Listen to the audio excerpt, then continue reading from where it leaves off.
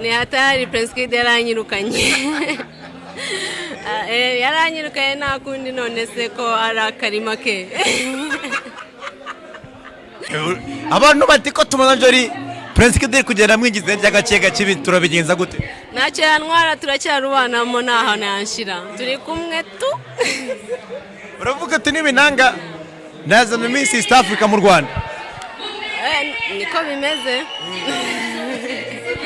nakomeza kunyirengagiza ntabwo tuza kumvikana ni hatari Prince Kid yaranyirukanye yaranyirukanye nta kundi none se ko ari akarima ke abantu bati ko tubona jori Prince Kid kugenda mwigize ry'agace gakibi turabigenza gute ntacyo yantwara turacyarubanamo naho nanshira turi kumwe tu uravuga ati n'ibinanga nazana Miss East Africa mu Rwanda niko bimeze nakomeza kunyirengagiza ntabwo tuza kumvikana umukobwa witwa Akariza Hope umuntu wavuga ko yakuyemo inda yari Hope umuntu wamuherekeje akamuha n'amafaranga yari Jori hano muri uru rubanza hagiye kuvugwa icyumba kiba muri iyi hoteli gihora cyishyuye icyo cyumba gisangiwe n'abagabo bakomeye muri iki gihugu batandukanye uru rubanza rubaye mu muhezo kugira ngo amazina y'abo bantu batari imfura bambaye amakote yo kwitwa na ba honorable n'abakungu atumvikana ntabwo bibaye kubwo inyungu za ba Miss icyo kintu cyo mukibagirwe muratubeshye turatashye ariko bura nta kintu mubona mu mwebwe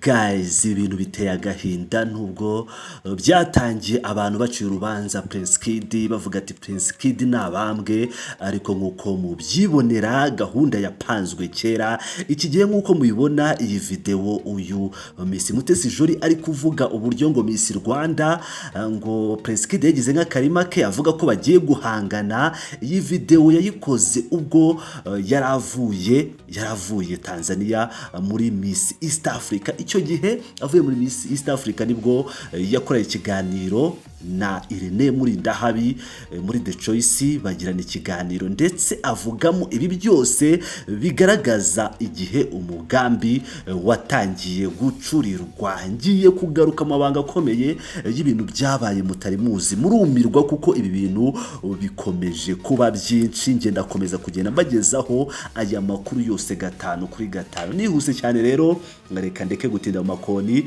nangire uko operation yakozwe iyo yiswe take down Kid yite gahunda yateguwe ite reka dutangire mbageza uko byatangiye byari mu kwezi kwa 12 2021 igihe Miss Mutesi Jori yitabira irushanwa rya Miss East Africa nka judge cyangwa nk'umukemuramaka kandi akaba yari vice president n'ubundi wa Miss East Africa ngira ngo murabizi ko yari ari mu bateguye irushanwa akaba yaramazeyo igihe kitari gito icyo gihe rero yaravuzwe cyane muri media za Tanzania ndetse no mu Rwanda ibintu byamwongereye confidence nyuma y'irushanwa Mutesi Jori yagarutse i Kigali afite umugambi umwe rukumbi uwo mugambi wari uguhirika Prince Kid akamwaka burundu irushanwa rya Miss Rwanda Miss Mutesi Jori akigera i Kigali ku itariki ya 13 Werurwe 2022 cyangwa 13 z'ukwa 3 2022 yitabiriye The Choice Awards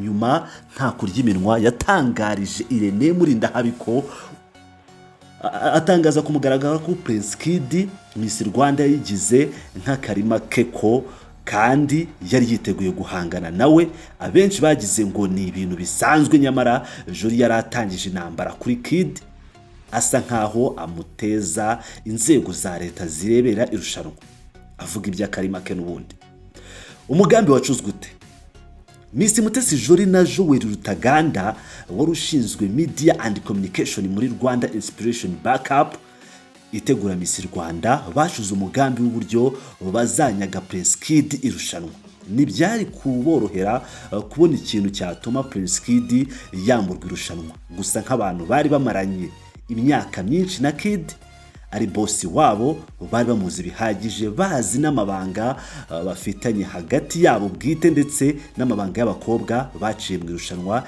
rya Miss Rwanda Mutesi Jori na Joel Rutaganda bafashe icyemezo ko uburyo bumwe bwonyine Prince Kid yatakaza Miss Rwanda ari uko yashinjwa ibyaha yakoreye abakobwa bitabiraga Miss Rwanda. Mwibuke ko ibyo byaha koko biramutse bihari byaba byarabaye aba bombi nabo bari mu buyobozi butegura irushanwa. Gushinja Kid ibyaha yakoreye abakobwa mu gihe cyahise ntibyari gupfa kwemera, dore ko no kubona abakobwa bemera kubivuga ku karubanda bitari gukunda. Hari hakenewe fresh evidence zako kanya. Uko niko Muheto yinjiye muri operation Take Kid Down. Ibi bintu ni ibintu bikomeye cyane. Ndakomeza kugenda mbagezaho, iyi ni part 1 ariko nayo ngiye gusesengura nkabagezaho ibintu bikomeye cyane. Ngira ngo muribuka neza kuri finali ya Miss Rwanda 2022. Icyo gihe habaye agashya kadasanzwe. Icyo gihe kuri finali hari ifoto yafashwe y'abakobwa bari muri Miss Rwanda. N'ubundi icyo gihe abo bakobwa ntago Miss Mutesi Jolly yagaragayemo. Bari abakobwa bagera kuri 6 ndetse bari 6 baregukanye amakamba. Harimo Miss Ni Mwiza Megan, harimo Miss 2020, harimo Miss Liliane Iradukunda Liliane Elsa, hakabamo na Miss Muheto ndetse na Miss Grace. Abo bose bafashe ifoto y'urwibutso ariko Miss Mutesi Jolly ntabwo yarahari. Ukuntu byagenze rero, ikintu cyaje kuba icyo gihe gikaze kandi gitunguranye.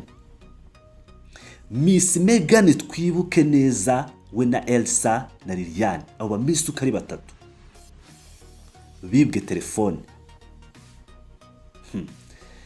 Icyo gihe Miss Megan, Elsa na Liliane bibwe telefone zabo zo mu bwoko bwa iPhone. Nkuko igihe cyabitangaje, icyo gihe cyagize kiti Miss Rwanda 2022 aba Miss 3 bibwe telefone zabo. Ngira ngo iyo nkuru nanjye nayibagejejeho.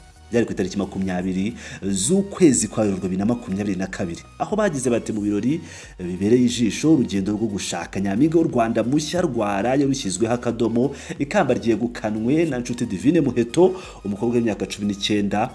Ariko bavuga ko Miss Megan, Elsa na Liliane bari bicaye ahantu hamwe bafite n'abashinzwe umutekano bitegeye urubyiniro Miss Divine Muheto yarahagazeho ubwo bahamagarwaga gusanganira Miss Muheto.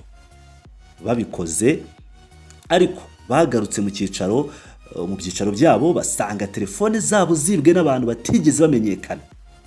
Bakoze uko bashoboye barashakisha ariko ntizigeze ziboneka kugeza n'iyi saha. Miss Elsa na Liliane bibwe telefone zo mu bwoko bwa iPhone, naho Miss Megan yibwa telefone.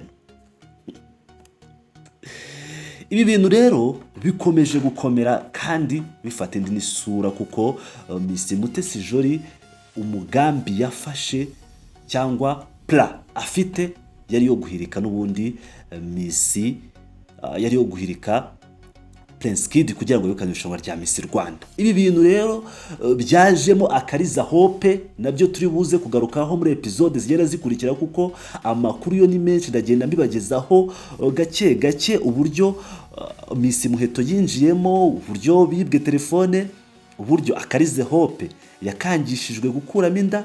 Ibintu byose byagiye biza, byose ni ibintu byapanzwe, ku buryo byapanzwe n'ubundi na boss wabo, nkuko umunyamakuru wo kuri BNBFM Mwezi yabyitangarije avuga ko n'ubundi ari nka komiseri w'imikino Miss Mutesi Jolly muri iyi diru yo guhirika Prince Kid. Umusengere, ibi bintu biraza gufata indi sura. Guys, ngira ngo murabyumvira rero. Reka twongere twumve ijambo ryavuzwe na Miss Mutesi Jolly avuga ko Miss Rwanda Prince Kid yagize nk'akarima ke. Ni hatari Prince Kid yaranyirukanye. Yaranyirukanye nta kundi, none se ko ari akarima ke. Abantu bati ko tubona Jolly Prince Kid kugenda mwigize ry'agace gacibi turabigenza gute? Ntacyo yantwara, turacyarubanamo ntaho yanshira, turi kumwe tu. Uravuga ati n'ibinanga nazana Miss East Africa mu Rwanda. niko bimeze nakomeza kunyirengagiza ntabwo tuza kumvikana ni hatari Prince Kid yaranyirukanye yaranyirukanye nta kundi none se ko ari akarima ke Abantu bati ko tubona jori Prince Kid kugenda mwingize by'agacega kibi turabigenza gute? ntacyo yantwara turacyarubanamo naho yanshira turi kumwe tu Uravuga ati n'ibinanga nazana Miss East Africa mu Rwanda. niko bimeze